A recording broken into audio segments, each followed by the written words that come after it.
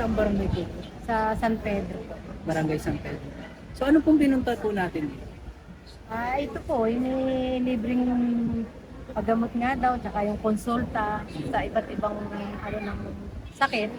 Kaya ayun, pumunta kami. Kaya ayan, napipilahan naman namin lahat.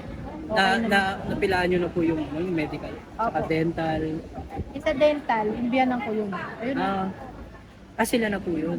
sila Okay. magpapabunot din yung biyanan ko.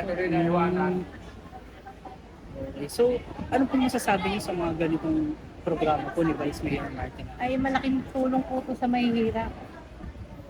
Malaking tulong po to sa mahihirap kasi marami nagkakasakit. Kaya malaking tulong po. Saka ano, may libre.